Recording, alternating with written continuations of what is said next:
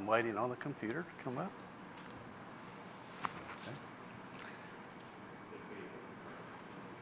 Okay. There we go. All right. Well, thank you all for coming tonight. I do see that we have a few visitors tonight, and so I'm glad to see everyone out on this Christmas weekend. It's not an easy weekend maybe to get out for some people, so thank you all for coming. As you've heard me say a number of times, if you've ever sat in on a class I was teaching, I really do believe that it's critically important for us to have correct mental pictures whenever we're studying the Bible. And sometimes those pictures are going to be based on the details of a passage. Sometimes we might actually have a picture, maybe the Jordan River or the ruins of Jericho, that helps us with that picture. But unfortunately, sometimes as we're studying a passage, we may gloss over some of the details and end up with a picture that is not quite accurate. Is that better? Okay. And so what I want to do tonight is cover a story that's a popular story that everyone here is familiar with, and look at some specific details at that story that you may not have particularly noticed in the past. I recently had an email exchange of 13 letters with a member of the church that I know who has left the church and has become an atheist. And in that discussion, I asked her specifically, what is it that made you become an atheist? She's a lifelong member of the church, had been. And she said, well, all those stories, they're not real. They're all just make-believe. They've been made up by somebody. There's not any evidence out there that would support it being real history. And so I asked her, well, could you give me an example of something? And she said, well, the Red Sea crossing, the Exodus. There's not even one piece of evidence that could be presented to verify that it is real history.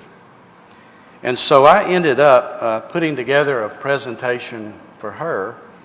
And what you're going to see tonight is a part of that. It's too long for us to do tonight, but it's a part of that. It actually, I've got it condensed down into a two-part series that I presented at another congregation once before. So I want to start with a passage that everyone is familiar with, and we've heard it many, many times taught on, and that's Romans 1, chapter 16, beginning in verse 16 through 20. For I'm not ashamed of the gospel of Christ, for it is the power of God unto salvation to everyone that believeth, to the Jew first, and also to the Greek. For therein is the righteousness of God revealed from faith to faith, as it is written, the just shall live by faith. For the wrath of God is revealed from heaven against all ungodliness and unrighteousness of men, who hold the truth in unrighteousness, because that which may be known of God is manifest in them, for God hath showed it unto them. For the invisible things of him from the creation of the world are clearly seen, so that they are without excuse, being understood by the things that are made, even his eternal power and Godhead, so that they are without excuse. Now, the question that I would raise is, how can invisible things be seen? Well, technically they can't. The invisible things can't be seen with our natural eyes, and it actually says that they are understood by the things that are made. And so we see the things that are made, and we then visualize those things that are invisible, how they might look. The invisible things, they may be something on the earth that is in an Old Testament Bible story that's no longer here. And we'd have to visualize that based on some of the things that we do see. Or perhaps, as this verse says, it may be God himself that we're trying to visualize. Now, of all the topics that I have studied all of these years, and I think I have been a diligent student these years, this material that I'm about to present, as far as I'm concerned, it ranks among the most interesting to me. And I hope that y'all will find it interesting as well. Now, it's certainly nothing new. There's not a single thing here that I'm going to show you that someone in the past hasn't known about. Many people have known about. But it's not been until our recent times with the internet that it's easy to see. It's widely available for anyone to see. There are a number of videos and pictures on there that you can do your own research these days on just about any topic. And the one that I'm going to show you, you'll probably end up doing that. This will probably be the beginning for you in doing that on your own and seeing what else you can find on it. And so let's actually read the Bible account of the crossing of the Red Sea. Now this is the only slide that I have where I kind of got it scrunched up tight. I don't know if y'all can read that or not. If you can't, you'll have to turn in your own Bible to Exodus chapter 14, or you can listen along. And I indeed will harden the hearts of the Egyptians, and they shall follow them. So I will gain honor over Pharaoh and over all his army and his chariots and his horsemen. Then the Egyptians shall know that I am the Lord, when I have gained honor for myself over Pharaoh, his chariots, and his horsemen. And the angel of the Lord, who went before the camp of Israel, moved and went behind them. And the pillar of cloud went from before them and stood behind them. So it came to pass, so it came between the camp of the Egyptians and the camp of Israel. Thus it was a cloud and darkness to one, and it gave light by night to the other, so that the one did not come near the other all that night. Then Moses stretched out his hand over the sea, and the Lord caused the sea to go back in a strong east wind all that night, and made the sea into dry land, and the waters were divided. So the children of Israel went into the midst of the sea, and the waters were a wall to them on their right hand and on their left. And the Egyptians pursued and went after them into the midst of the sea, all of Pharaoh's horses, his chariots, his horsemen. Now it came to pass in the morning watch that the Lord looked down upon the army of the Egyptians through the pillar of fire and cloud, and he troubled the army of the Egyptians, and he took off their chariot wheels, so that they drove them with difficulty. And the Egyptians said, "Let us flee from the face of Israel, for the Lord fights for them against the Egyptians." Then the Lord said to Moses, "Stretch out your hand over the sea, that the waters may come back upon the Egyptians, on their chariots, on their horsemen." And Moses stretched out his hand over the sea. And when the morning appeared, the sea returned to its full depth, while the Egyptians were fleeing from into it. So the Lord overthrew the Egyptians in the midst of the sea. Then the waters returned and covered the chariots, the horsemen, and all the army of Pharaoh that came into the sea after them. Not so much as one of them remained. But the children of Israel had walked on dry land in the midst of the sea, and the waters were a wall to them on the right hand and on the left. So the Lord saved Israel that day out of the hand of the Egyptians, and Israel saw the Egyptians dead on the seashore. Question for you. Did you know ahead of time that this all happened at night? Had you ever noticed that? Am I the only one that had missed that? For years, my mental picture was not correct of how this happened. There are a lot of details here that have caused me to rethink it and picture it differently. Whether it happened in the daytime or at the night is a big deal. And it did happen at night. It seems like it took all night for them to get across. And I think I know the reason, and that's because of the width of the Dead Sea.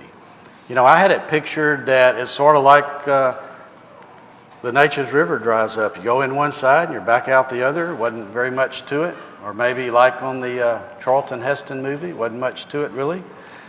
13 miles, though, is a different matter altogether once you picture that. Whenever I taught this up at the Silsbee congregation back at the first of the year, I got to wondering about that, and so I just measured when I left Beaumont at Parkdale Mall to see how far 13 miles actually was.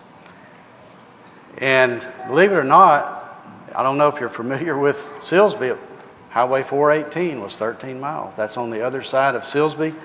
That's a long ways to walk. I think that would easily take somebody all day long. And so I had to adjust my mental picture of that to calculate how that would have happened with this taking place at night, and you've got all the kids, you've got the little girls with you, and you've got your animals and your things.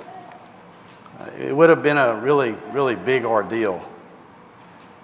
Now what I have next is a map that actually shows two things. It shows the traditional crossing site and then the actual crossing site. They're not the same.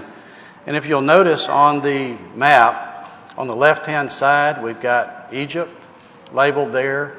That section in the middle is Edom. And of course, Edom is where the descendants of Esau settled in the Bible story. That would be modern-day Jordan. And then over on the right, the Bible story calls it Midian.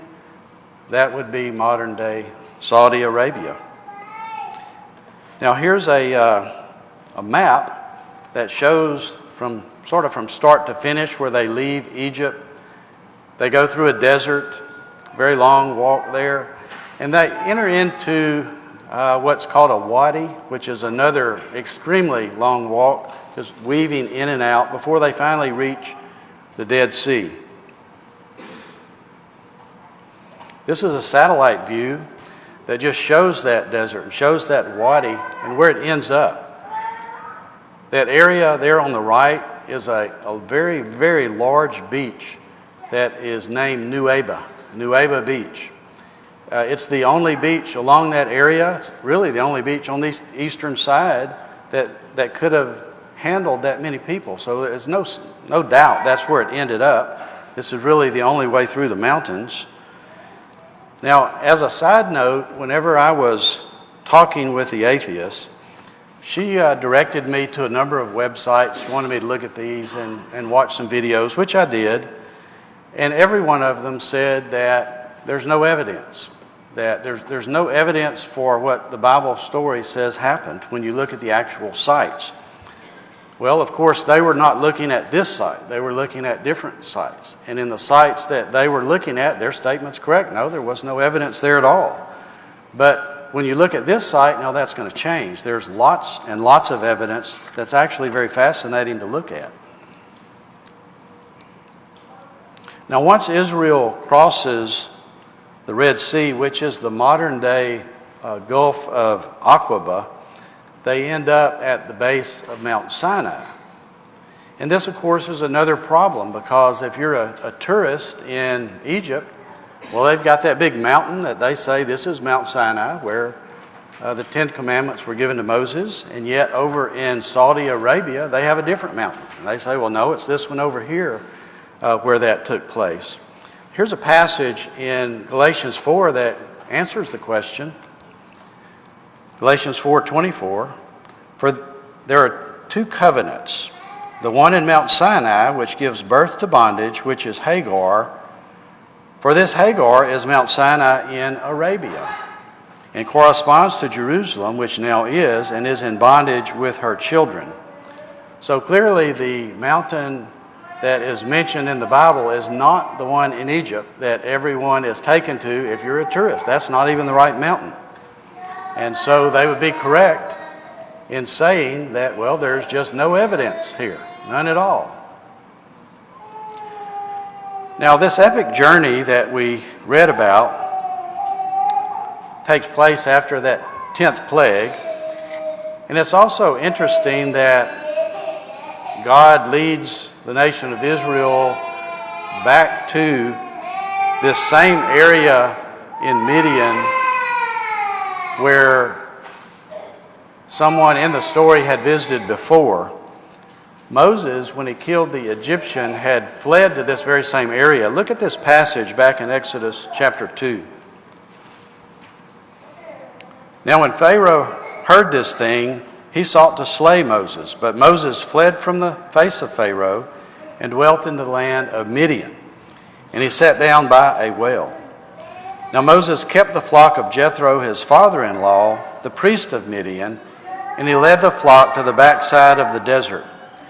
And he came to the mountain of God, even to Horeb.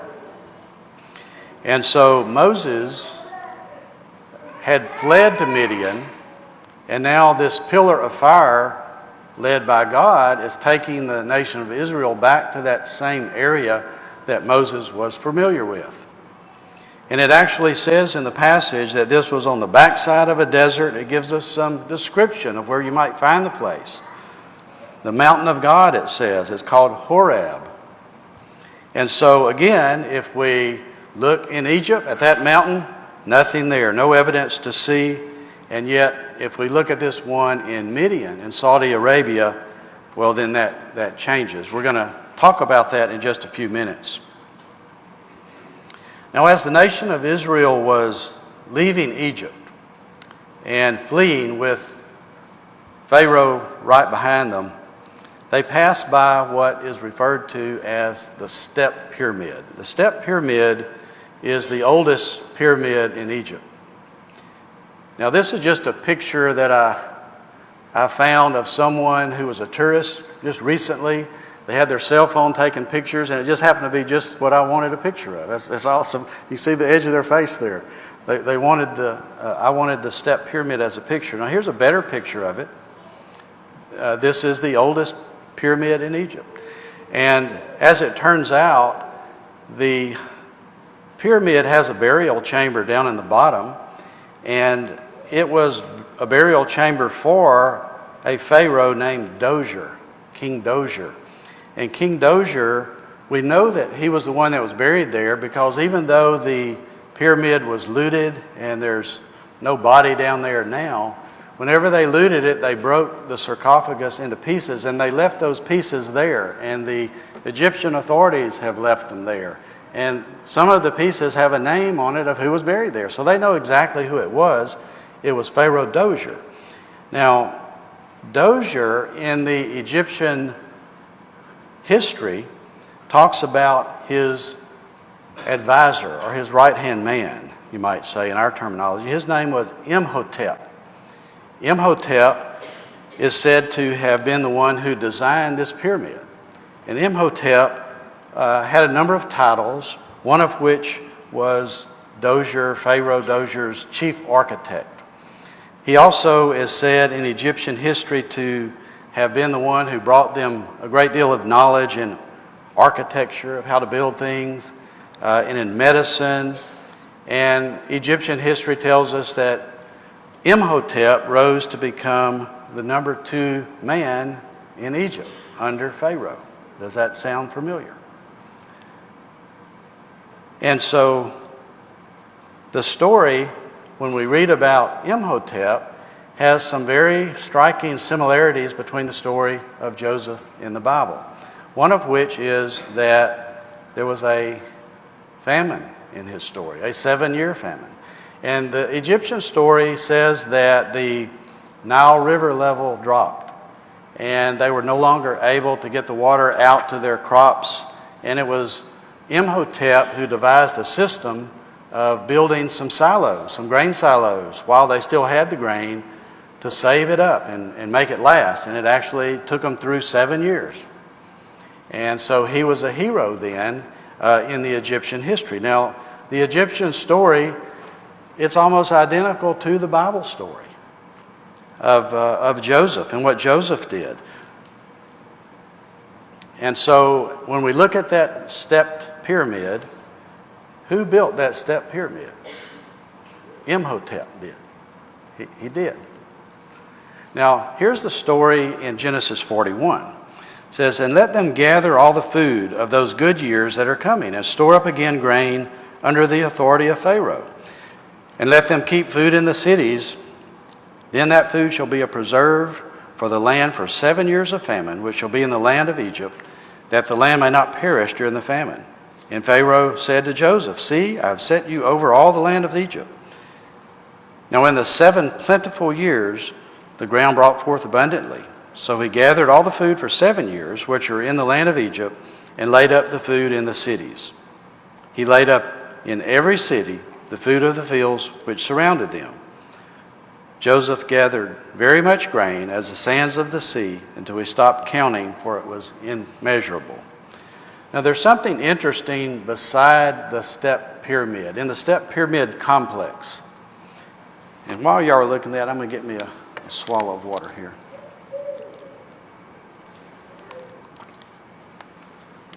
There's a series of grain silos in the Steppe Pyramid complex. And I've got a lot of pictures on my computer. I included only about 3 here. But they're really neat to look at and see how they're built. They're very large. If someone is watching this video later, maybe they're watching it from New York or Kansas or somewhere, well, we're here in Beaumont, Texas, where we actually have some grain silos. It's not far from here. As y'all all know, on the end of College Street and Major Drive is a grain silo. And so if you picture that particular grain silo and the size of it, and all of these that I've looked at, they look about the same as that to me. And if you were to take that grain silo at the end of that street and picture it sunk in the ground and multiply it times 5, that's what is in this complex. There are 5 of these silos. And the center silo is the one that has the steps down to the bottom, and yet the 2 on each side don't. And what they did, there were tunnels that went from the bottom of the 2 on the right and the 2 on the left to the bottom of the center silo, or chutes, we might say. They would dump the grain into the either 2 right or either 2 left, and as they filled up, they pushed the grain up into the center. The center silo is the one that has the stairs in it. So as they pulled the grain out of the center, the 2 and the 2 would fill it back up. Now, since it was low in the ground, the experts say that it would keep the grain cool and preserved it.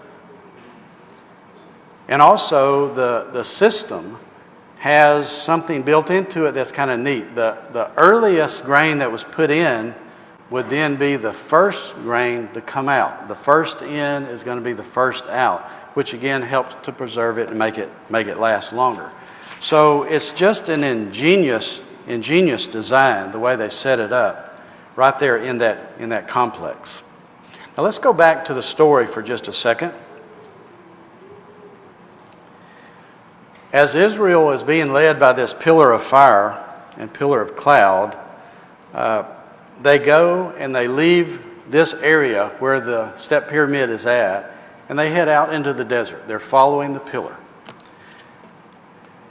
And as they travel, they enter into an area where the mountains begin to appear. Let me get over to that slide. Well, let me back up for a second. This is another map that shows that wadi. And you can see that the actual crossing site, we're going to show some pictures in a few minutes of some water depths here at Nueva Beach.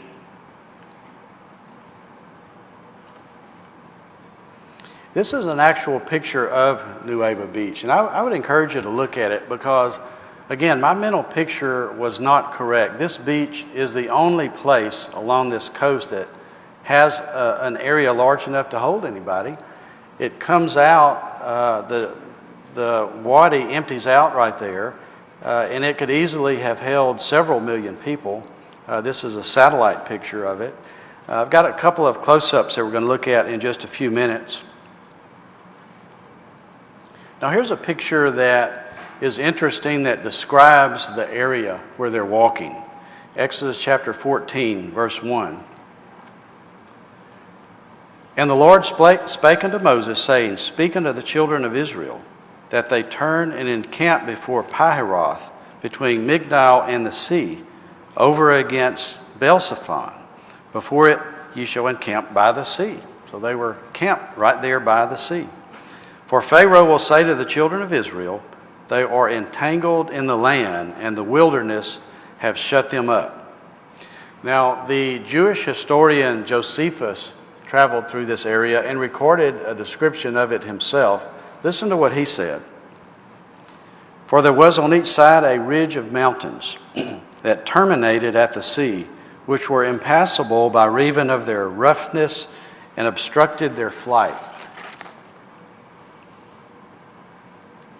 Now again, this is an overall picture that just shows the total journey as they leave Egypt. They cross through this long desert. They enter into that Wadi and then cross the Red Sea and wind up over there at Mount Sinai.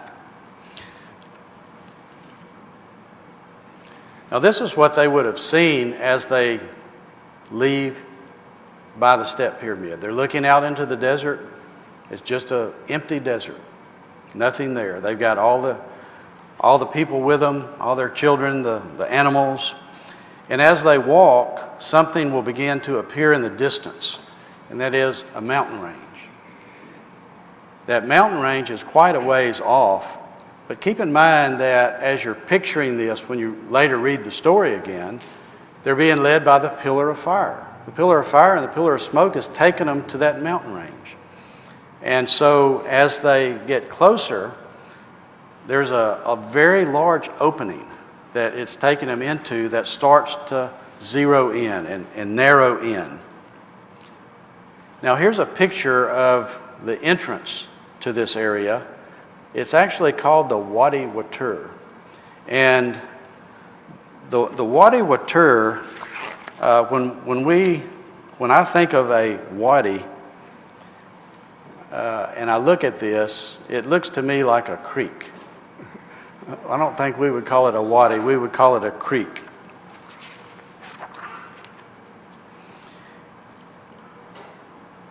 And as you approach this, it just gets narrower and narrower, and the mountains begin to get higher and higher, and they start to encroach on it. They get very steep. And if you just picture the nation of Israel going through this, they're starting to feel a little bit nervous about it. The Egyptian army is behind them. The pillar of fire is leading them straight ahead. But it's just getting narrower and narrower.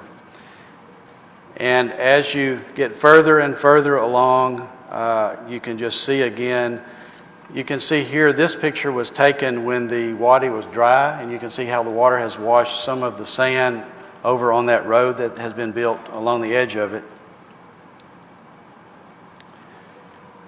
Now this picture is taken from up high looking at the end. You're looking from the inside of the wadi to Nueva Beach, and you can see at the back of it, that's the Red Sea, and then the mountains across on the other side. Now, of course, here's a picture that actually shows Mount Sinai on the other side. And again, Moses would have been familiar with the area. He had lived over there for a while after he fled. Here's a close-up of Nueva Beach. Now, again, I've got a lot of pictures of this. We just don't have time to look at them all. But Nueva Beach just looks like a regular beach in most of the areas. In fact, when I look at that picture, it kind of looks like twin dikes to me. It looks like we're looking across there and some trees on the other side. But that's not trees, that's mountains. And so it's deceiving in how it looks. It's a very long trip. That's 13 miles across to the other side. Now, when the nation of Israel reaches this spot, they're at a dead end. They can't go any further. This is a really interesting picture. This picture is taken from the water's edge. If I back it up, if you stood right there and turned around and looked where you just came from, that's the area of the wadi that you exited. And of course, the story that we're going to read about, and have read some of it, talks about the angel of the Lord circling back behind them and blocking the way so that the chariots couldn't go any further. Now, this is something that's interesting. In 1947, someone found on the water's edge, it was out on the edge of the water, this pillar laying on its side, and it had some writings that could still be deciphered, and it said something about King Solomon. It seemed to be indicating that he had put this pillar there to mark the entrance of the Exodus into the Red Sea. And then once they began to look, there was a matching pillar on the Saudi Arabia side. Here's an interesting passage that I found in 1 Kings 26. And it ties King Solomon to the story. King Solomon also built a fleet of ships at Ezion-Geber, which is near Elath, on the shore of the Red Sea, in the land of Edom, when Hiram sent his servants with a fleet, seamen who knew the sea, to work with the servants of Solomon. Now, just out of curiosity, I actually did that this afternoon. I did this. If you do a Google search for Elath, it says the point where Moses entered into the Red Sea. And so this is an area where Solomon had commissioned some of his soldiers to build some ships. So it just kind of makes sense then that he was familiar with the area, that it probably was Solomon who had that pillar erected. Now, even though you can't read anything on it today, it has been set back up, and the pillar over on the other side has been cut down. It's partially been cut down. You can do a Google search and still see it, though. As you know, the Muslim governments, they have an aversion to anything that someone might bow down to and worship. And so once it hit the news that this is something that people ought to come see, they sawed part of it down, so it's only partially there now. This is a picture on the eastern side after they stood the pillar back up on the Egyptian side, looking back to the Red Sea at the crossing point. Now, some have questioned the validity of these pillars. I'll leave it up to each of you to decide what you think about that. You know, I will say this, that there, maybe by way of disclaimer, you have to be careful what you watch. There are some videos out there that clearly are questionable, that seem to be intent on deceiving people. So you've got to be very careful what you watch, and you'll have to make your mind up yourself after you do your research as to what is true and accurate.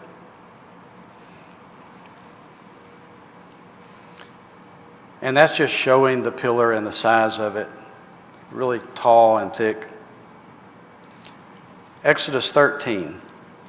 And the Lord went before them by day in a pillar of cloud to lead them the way, and by night in a pillar of fire to give them light, to go by day and night. And the angel of the Lord went before them, the camp of Israel, removed and went behind them. And the pillar of the cloud went from before their face and stood behind them. And it came between the camp of the Egyptians and the camp of Israel.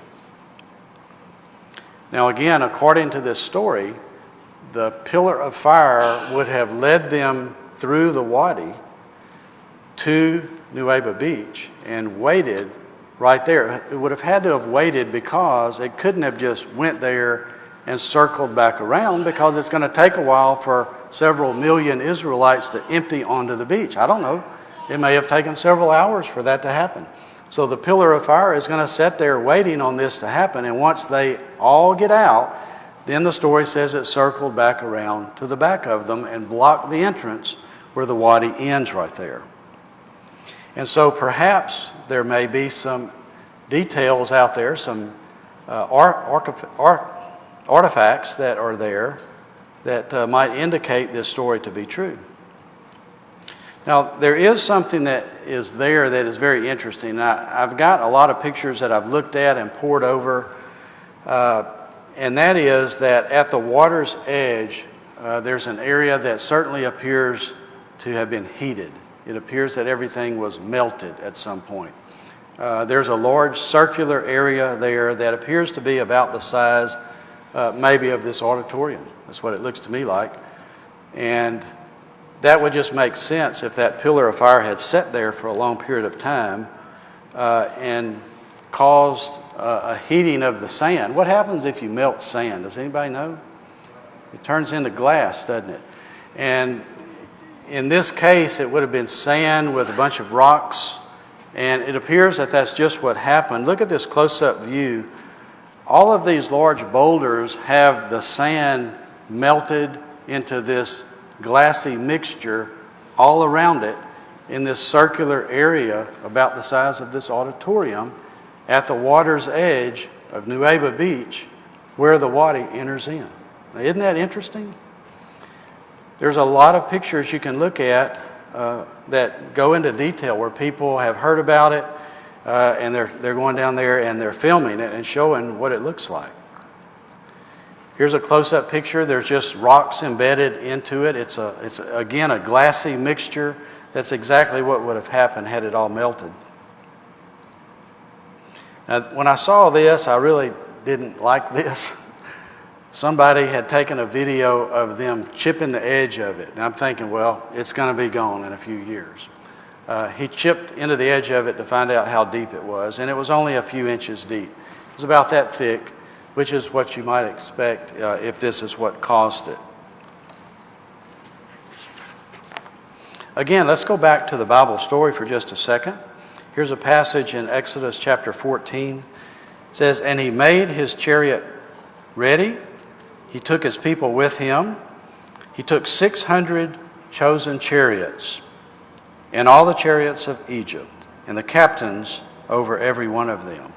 Now, I've taken a look on site of some of the museums that house some of these Egyptian chariots. I mean, you can do the same thing. And they've got a lot of different designs. They had, I guess, at different times in history, they designed them differently. Some of them had a 4-spoked wheel. Some of them had a 5-spoked wheel, a 6-spoke. They had different designs. And some of them were overlaid with gold. They were gold-plated. A lot of the wheels were gold-plated. And I would assume that these chosen chariots would be their best ones. And so hopefully there may be some evidence of this if someone were to dive out into those waters, and that's what lots of people have done. Here's a picture of a diver. There's way more pictures than what I could ever begin to show y'all of people that have done this. This is a picture of a diver who has found a chariot wheel. Now, it's hard to see it in the picture. This particular chariot wheel is encased in coral, but that is what it is. And of course, it takes a long time for coral to do that, and so it would say that it was ancient. Also, there's been a lot of bones found. And here's a picture of some bones that somebody brought up. And it's my understanding that it's actually against the law to do that over there, out in the Gulf of Aqaba. But someone brought this bone up on the right, and it was also encrusted in coral alongside this regular bone. So it would tell you again that it's a very old bone. Now, I thought about whether to put this picture in. It's difficult to make out what that picture is. On my computer, you can see it very clearly. But this diver was finding a lot of human remains. And this particular picture that was taken, he stopped. He was using his metal detector looking for metal, and he stopped because he found almost an entire human skeleton encased in coral. And this particular picture I was trying to show you, which I doubt if you can make it out, it's a rib cage is what is there encased in coral. Now this next one is really interesting. That's a gold-plated chariot wheel. I couldn't tell you how many pictures you can find of these, of people that have gone down and checked it out for themselves. Here's another one. Gold-plated. Now the gold, what I'm told, I've read about this, the gold, the coral doesn't grow on the gold. It'll grow on the wooden part of the wheel. That center part is the axle, and it did have coral growing on that. Here's a chart that it just shows the different depths of the Red Sea. You can see that that area at Nueva Beach is one of the shallower areas. It's really deep in some areas, but even in the area there at Nueva Beach is deep. You couldn't walk across it, but it's one of the shallower areas. And so that would seem to me to make sense that perhaps God in His providence had planned this. This is where they're going to cross, and this is an area that's not as deep as the rest of the sea. Just as a strange coincidence, isn't it, that it's right there at Nueva Beach. Here's a picture that I made a copy of, that there was a boat that went out with an ROV to see what they could find on the Saudi Arabia side. And here's a picture of them dropping it down just to see what's there. See if they can find anything at all there. And it wasn't but, less than an hour that they found. Can you tell what that is? It's a chariot wheel too. Now, it's not a gold-plated chariot wheel. There's coral on all of it, but it does still have part of the axle on it. And you remember the story said that their axles broke off. So, it has the axle still intact in the wheel there. And that's on the Saudi Arabian side. Again, there have been some who have questioned the validity of some of these pictures. If it was just one site on the internet, I might do the same thing, but there's lots of different people have gone over who were questioning it themselves who have found the same thing. And we've got just a few minutes. There's one other part that I wanted to show you that I found real interesting, and that would be what happened after they come up out of the sea on the Saudi Arabian side. There's a story that we're not going to have time to read all of it, but you're familiar with it. The story where Moses was receiving the complaints from the people that they didn't have enough water. And so what does he do? He strikes the rock, and the rock splits, and water gushes out, the story says. Well, perhaps there might be something that we could find that would verify this story, and of course there is. And it's not something that has just recently been discovered. There's been knowledge of this for many years. When you look at that, you might at first say, well, how would anybody say for certain that that's the rock? That's kind of stretching it, isn't it?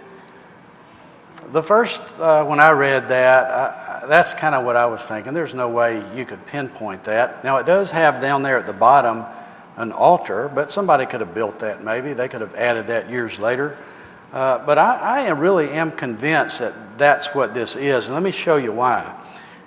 It's deceiving as to the size of this thing. Look at this close-up. Do you see the man standing there? I mean, this thing has a width in that split of about 4 to 5 feet. And in the bottom of it, I didn't put a picture in it, but in the bottom of it, there's a hole about this big. And the hole is dry, but all around the hole and down from the top of this rock clearly is water erosion. And, how could that be out in the desert? I mean, I could understand if maybe there used to be a river out there in the desert a few thousand years ago, but why would it be up on the top of the rock like that? Look at this picture. Now, this picture you can't really see real clearly, but all around the sides of this rock clearly is signs of water erosion. Look at this one. I mean, there's no doubt about that. That is what that is. And it did come from the dried up hole. Now, all around the bottom, there's signs of water erosion. Out in the middle of the desert where there's rock, the rocks are eroded. Now, after leaving this area, the nation of Israel then proceeds over to Mount Sinai. This passage in Exodus 19 tells us that the mountain was altogether on a smoke because the Lord descended upon it in fire, and the smoke thereof ascended as the smoke of a furnace, and the whole mountain quaked greatly. Now, I have another presentation that I've done before somewhere else where we simply spend the whole time looking at this part of the journey. But I only have a couple of pictures on this. This is a view from a distance of Mount Sinai. And the top of it is black. Now here's a closer view of it. Mount Sinai, the top of it is black. And, this is not the mountain in Egypt. The mountain in Egypt is not black. The mountain that they say is Mount Sinai, it's not black there. But the one in Saudi Arabia is. Now, I've looked at lots and lots of pictures of this. I've spent hours looking at the top of this mountain. And I bet you some of you are going to do that tonight. If you Google it, you can find pictures taken from satellites that you can see a little black spot if you know where you're looking, and you can zero in and you can see that the top of this mountain is black. I like to play around on Google Earth. Any of y'all do that? Try Googling this on Google Earth, and you can find it. The top of this mountain is black. There is no doubt about that. There are pictures posted on the internet of folks that have gone out there to try to disprove that that's what this is. And they've taken drones and flown around it. And some of them have said, well, yes, it's black, but it's just discoloration of the rock that happens to be on this mountain. Maybe it's not on other mountains, discoloration. No, that's not what it is, because there are other videos you can watch of people going up to see if that's the case. And what they found, and you can see this for yourself, you can go up to the edge of where it's brown and now it's black, and you can see the break point where it starts to get a little fuzzy, where it blends, and then go up to the area where it's black and they'll turn a rock over or maybe chisel into it. It's only black on the edge. Under the rocks that are small rocks, when you lift them over, they're the same color as these other rocks on these other mountains. So no, it is a darkened color that is not discoloration of a different kind of rock. It certainly looks like it's been burnt. And that would just make sense for where this mountain is found. Now, again, I would encourage any one of you or each one of you to pursue this, do your own research, look each of these things up for yourself and make your own mind up. And when you find something interesting that you think I might have missed, come and show me, because I'd like to see it too. Now, in conclusion, I hope that this has helped you in your mental image of this popular story that we're all familiar with. Perhaps you might not have been picturing it correctly. Maybe you thought it was in the daytime. Hope that it helps you accurately picture this in your mind. And you might also remember how I started by saying that I had the long discussion with the atheists about this, that said that there's not any evidence, there's not even one piece of evidence that could be produced to verify that the story is real history. Well, no, there's lots of evidence. The evidence actually could go on and on and on and on. We could actually talk for hours about it with additional things that we just have run out of time on. But this does confirm, I think, that it is real history. There are things out there that would verify that it did actually happen just exactly the way the Bible says that it happened. And of course, I think the takeaway for us at this time would be that if this story is true, and it is, and it's true in every detail, as all of the other stories are that we read in the Bible, then so are the warnings that were given that we've recently heard about the judgment day coming, that we must prepare, because that's true as well. And as we have a custom of doing here, I'll say that if there's anyone here that you need to make any sort of change whatsoever, don't delay at all. We have a new year about to start. Start this new year out having repented of whatever it is that you need to do. We'll offer you the chance at this time as we stand and sing.